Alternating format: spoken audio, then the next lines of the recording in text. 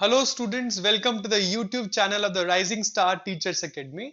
सभी दोस्तों को मेरा अभिनंदन है राइजिंग स्टार टीचर्स एकेडमी के यूट्यूब चैनल में। बेटा, ये करंट अफेयर की दूसरी क्लास है जो कि फोर्थ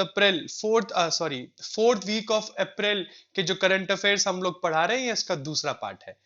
लास्ट वीडियो में जो मैंने आप लोगों को करंट अफेयर पढ़ाया था वो पढ़ाया था 22 अप्रैल 2020 का, जिसमें आपको बताया गया था कि पीवी सिंधु को बैडमिंटन वर्ल्ड फेडरेशन ने अभी अपने कैंपेन आई एम बैडमिंटन के तहत ब्रांड एम्बेसडर के लिए चुना है। उसी के साथ बढ़ते अपने अगले करंट अफेयर की तरफ, जो कि 10वां करंट अफेयर है। बेटा, 23 अप्रैल का करंट अफेयर है ये। 23 अप्रैल का दिन हर साल इंग्लिश डे के रूप में मनाया जाता है। बेटा, 23 अप्रैल का जो ये दिन है, ये 10वां करंट अफेयर मैं आप लोगों को पढ़ा रहा हूं। 23 अप्रैल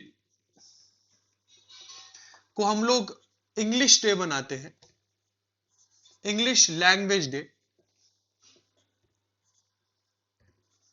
और बहुत इंपॉर्टेंट बात वो ये भी है कि इसी दिन हम स्पेनिश लैंग्वेज डे भी सेलिब्रेट करते हैं। इसी के साथ बढ़ते अपने अगले करंट अफेयर की तरफ, जो कि 11वां है। देखिए, 11th करंट अफेयर 24 अप्रैल के लिए बहुत फेमस है। देखिए, 24 अप्रैल का यह दिन 24 अप्रैल का यह दिन हर साल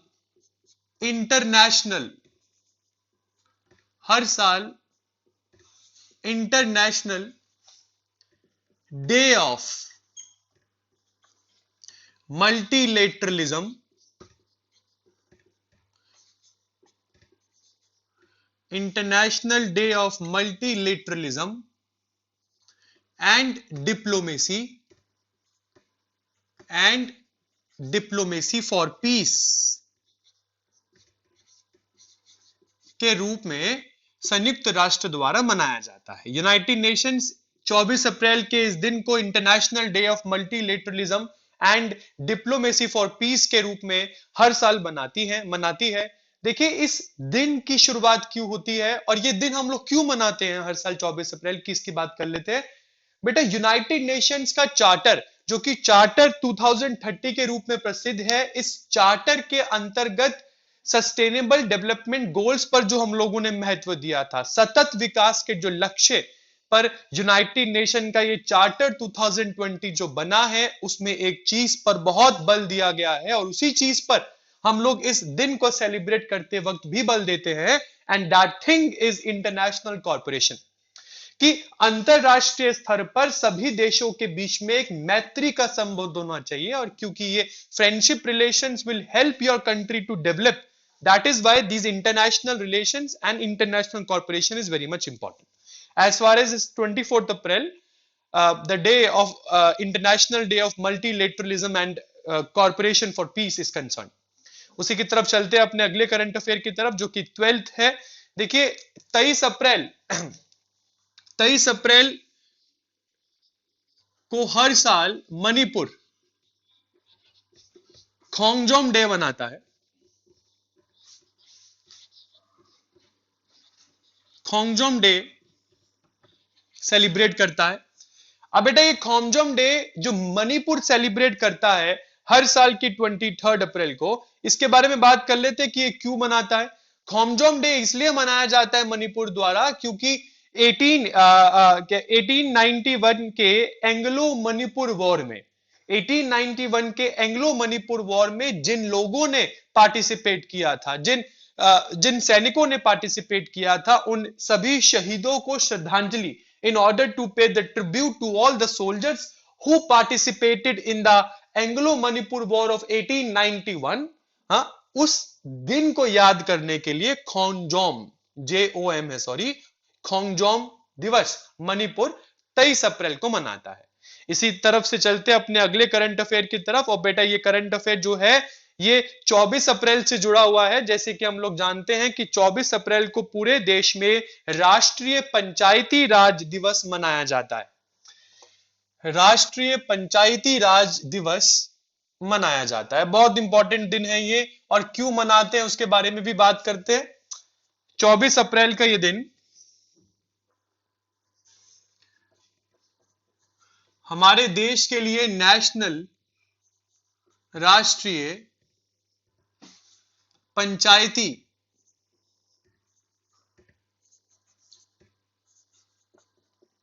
राज दिवस के रूप में प्रसिद्ध है। क्यों मनाते हैं हम लोग नेशनल पंचायती राज दिवस? देखिए, इसकी शुरुआत भारत में प्रधानमंत्री ये कह सकते हैं हम लोग, इनका नाम मनमोहन सिंह जी ने करी थी। और इस वर्ष 2020 में प्रधानमंत्री नरेंद्र मोदी ने दो बहुत ही महत्वपूर्ण योजनाओं का ऐलान किया इस दिवस को मनाते समय, और उन योजनाओं को हम लोग लिख सकते हैं। देखिए, पहली योजना जो प्रधानमंत्री नरेंद्र मोदी जी ने दी वो थी ई ग्राम स्वराज योजना। ई ग्राम स्वराज योजना, ई ग्राम स्वराज योजना का ऐलान किया, जो कि पहली योजना थी इस दिन के अंतर्गत। और दूसरी योजना जो प्रधानमंत्री नरेंद्र मोदी जी ने जिस योजना का ऐलान किया वो थी स्वामित्व। दूसरी योजना स्वामित्व। देखिए, ये दोनों योजनाएं जो प्रधानमंत्री नरेंद्र मोदी जी ने इस राष्ट्रीय पंचायती राज दिवस 24 अप्रैल को जो अनाउंस करी थी, इन दोनों ही पॉलिसीज का जो उद्देश्य है वो ये है कि भारत के ग्रामीण क्षेत्रों का विकास, भारत के ग्रामीण क्षेत्रों का सतत विकास, भारत के ग्रामीण क्षेत्रों का डिजिटलाइजेशन, ये सारी पॉलिसीज के लक्ष्य है। In order to develop the rural areas of India, in order to digitalize them, all these are the prime motives of Prime Minister Narendra Modi behind launching these two schemes, that is E-Gram Swaraj Yojana and the policy called Swamitva on the National Panchayati Raj Day celebrated on 24th of April 2020। इसी के साथ चलते हैं बेटे अपने अगले current affair की तरफ। बेटा, मैं बार बार बोलता हूं कि अगर किसी बच्चे को किसी भी करंट अफेयर में प्रॉब्लम है तो वो मेरे को कमेंट सेक्शन में लिख के दे सकता है। बेटे, all your queries will be entertained, आप सभी के प्रश्नों का उत्तर दिया जाएगा। मैं बार बार अपनी क्लास में बोलता हूं, कुछ भी चीज आप लोगों की समझ से बाहर नहीं जानी चाहिए, बस हमारा छोटा सा मोटिव यही होता है। इसी के साथ चलते हैं अपने अगले करंट अफेयर की तरफ, जो कि 25 अप्रैल का ये दिन, 25 अप्रैल को विश्व मलेरिया दिवस मनाया जाता है, world malaria day on 25th of April. बेटा, आप ये भी लिख लीजिए, 25th ऑफ अप्रैल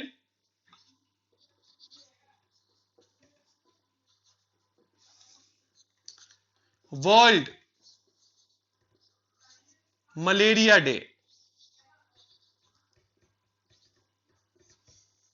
इसी के साथ चलते हैं अगले दिवस की तरफ। ये भी बहुत इंपॉर्टेंट डे है जो हम लोग सेलिब्रेट करते हैं। बेटा, इस बार पहली बार हुआ है ये, आपको बता दूं, 25 अप्रैल 2020 को यूनाइटेड नेशन, संयुक्त राष्ट्र ने इस साल पहली बार इंटरनेशनल डेलीगेट डे बनाया है।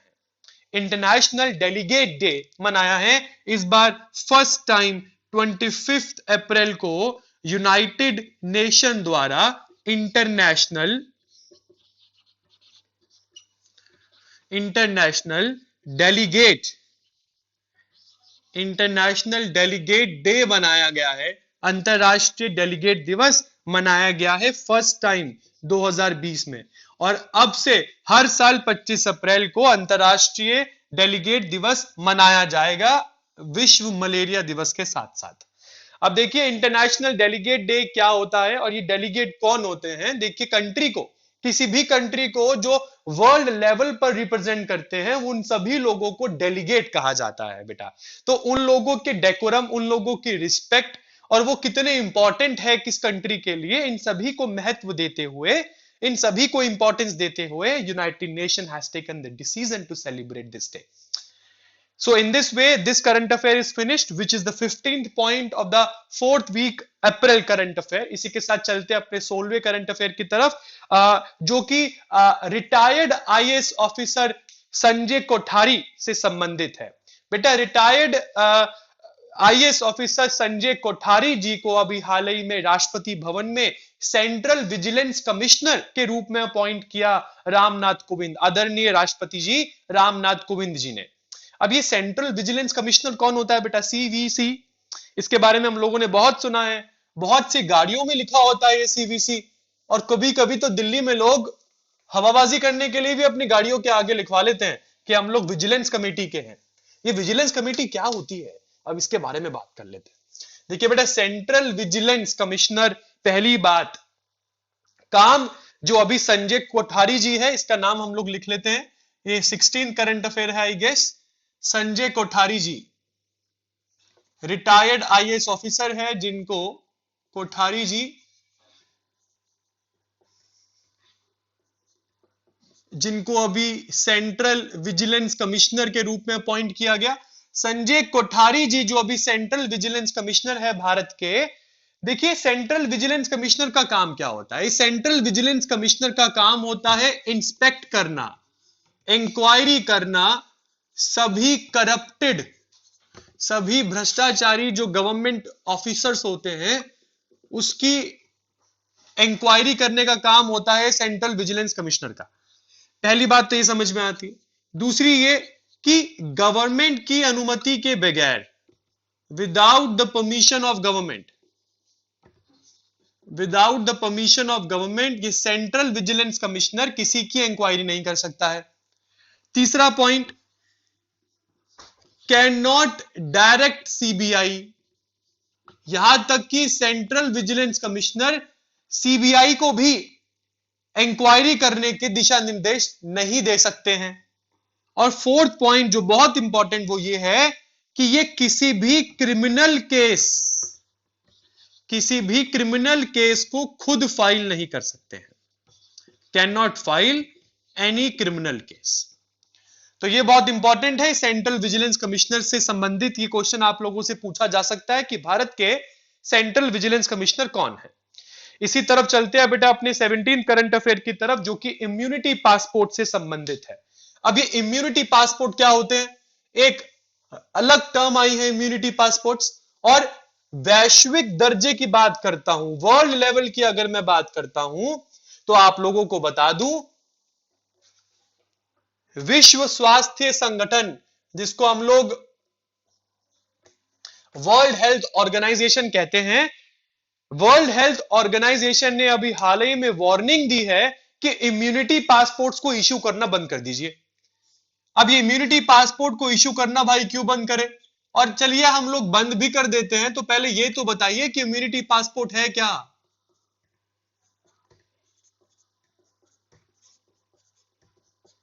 इम्यूनिटी पासपोर्ट क्या है, इसके बारे में बात कर लेते हैं बेटा।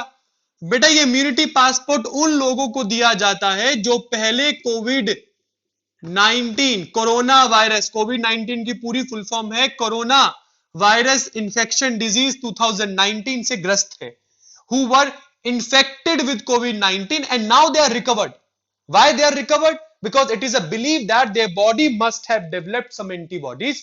उनकी बॉडी में कुछ एंटीबॉडीज बनी, जिसकी वजह से उन एंटीबॉडीज ने कोरोना वायरस जैसी बीमारी से ये लोग लड़े और वो इंसान ठीक हुआ।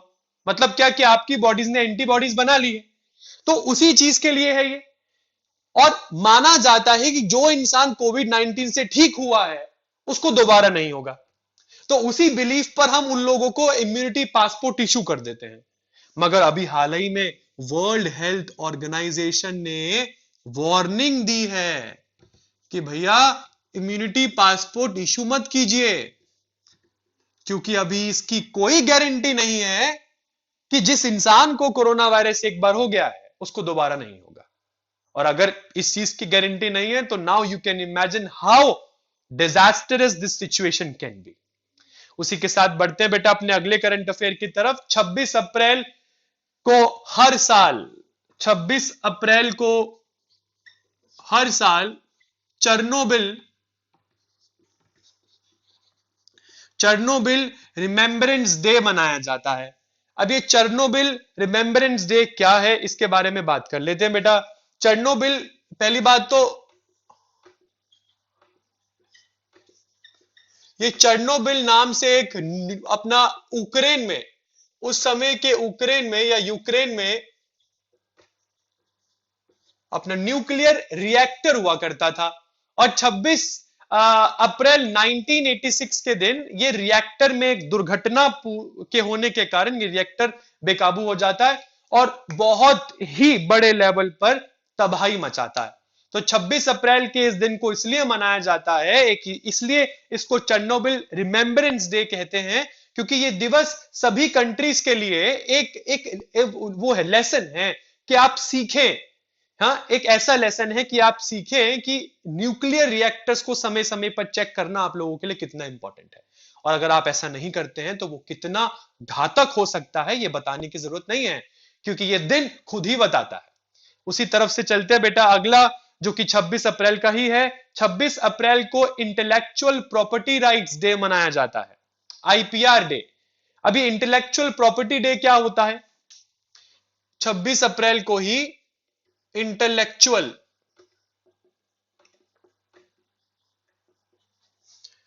प्रॉपर्टी डे मनाया जाता है। आपको बता दूं, ये इंटेलेक्चुअल प्रॉपर्टी डे इसलिए मनाया जाता है, जैसे आपने कुछ चीज को डिवाइस किया। फॉर एग्जाम्पल, मैं ये चैनल चला रहा हूं क्योंकि रजिस्टर्ड चैनल है। ऐसे केस में इस चैनल पे बताई गई हर एक इंफॉर्मेशन पर मेरा पेटेंट है बेटा, तो आप उसको कॉपी नहीं कर सकते हैं। हाँ, तो ये आप लोगों को नई नई चीजों का आविष्कार करने के लिए प्रेरित करता है कि दूसरे की रचनाओं से सीखो, ना कि उसको कॉपी करो। तो ये इंटेलेक्चुअल प्रॉपर्टी डे हम लोग 26 अप्रैल को इसी याद में मनाते हैं, ताकि जगह जगह पर इनोवेशन, क्रिएटिविटी, इन सभी चीजों को बढ़ावा मिल सके। बहुत इंपॉर्टेंट दिन है। इसी के साथ बढ़ते हैं बेटा अपने अगले करंट अफेयर की तरफ, जो कि 27 अप्रैल 2020 का है। बेटा आप लोगों ने सुना होगा प्लाज्मा थेरेपी के बारे में। वो लोग जो कोविड-19 इंफेक्शन से ठीक हुए हैं, उन लोगों के ब्लड से सेल निकाले जाते हैं, क्योंकि वो एंटीबॉडीज बना चुके हैं, कोरोना वायरस को हरा चुके हैं। इसका मतलब उनके ब्लड में एंटीबॉडीज मिलेंगी। तो ऐसे में आप लोग उनकी बॉडी से सेल निकालते हैं और उस सेल से प्लाज्मा बाहर निकाल लेते हैं।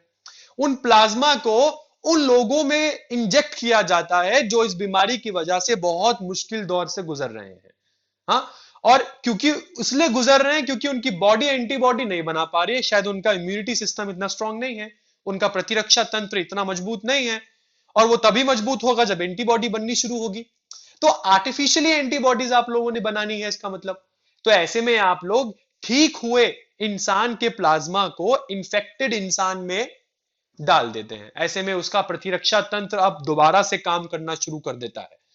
तो भारत में किंग जॉर्ज यूनिवर्सिटी, बेटा किंग जॉर्ज मेडिकल यूनिवर्सिटी, जो कि उत्तर प्रदेश में एक सरकारी अस्पताल है, ये king George medical university Bharat की पहली सरकारी अस्पताल है जिन्होंने इस प्लाज्मा थेरेपी का प्रशिक्षण और इस प्लाज्मा थेरेपी को सबसे पहले शुरू किया है। तो ये बहुत इंपॉर्टेंट चीज है। इसी के साथ बेटा अप्रैल 4th वीक का आखिरी करंट अफेयर, जो कि 28 अप्रैल 2020 से जुड़ा है। 28 अप्रैल 2020 को हम लोग world day for safety, world day for safety and health at work के रूप में मनाते हैं। मतलब क्या है इसका हिंदी में, कि जब भी आप काम पे जाए तो उस काम पर जाने के समय आपको अपनी सुरक्षा और अपने स्वास्थ्य की, इन दोनों की खबर होनी चाहिए, और आप लोगों को इंश्योर करना चाहिए कि आप पूरे सुरक्षित हैं और आपका स्वास्थ्य भी बिल्कुल ठीक है। ये 28 अप्रैल को हर साल मनाया जाता है बेटा, ये इंपॉर्टेंट है। इसी के साथ जो अप्रैल मंथ के बेटे जो 4th वीक के करंट अफेयर है वो मेरे साथ खत्म होते हैं बेटे। इस वीडियो के 2 पार्ट है। पहला पार्ट मैंने इससे पहले पब्लिश किया था, दूसरा पार्ट ये जो आप लोग मेरे साथ देख रहे हैं। अगर आप, आशा करता हूं that you will like these videos and you understand what I am teaching in the class. But if anyone has any problem regarding anything which I taught in the class, you can tell me through the comment section. और अगर आप ये video अच्छी लगी और आप मेरे course को ज्वाइन करना चाहते हैं, जो कि बहुत अफोर्डेबल है आप लोगों के लिए, ये 8130080861 इस नंबर से मैं व्हाट्सएप पे अवेलेबल हूं, और आप यहाँ पे मुझसे कांटेक्ट कर सकते हैं। नहीं तो आप मुझे जीमेल पर मेल भी लिख सकते हैं। मेरी जीमेल आईडी है deepak.delhi12@gmail.com। मैं दोस्तों आप लोगों से यही क्षमा लेता हूं, और अगली क्लास में मिलूंगा आप लोगों से बहुत ही इंटरेस्टिंग टॉपिक्स और नए नए फैक्ट्स और फिगर्स के साथ। आई दीपक single sign off from the YouTube channel of the Rising Star Teachers Academy, and I wish you all the very best. Stay home, stay safe. धन्यवाद।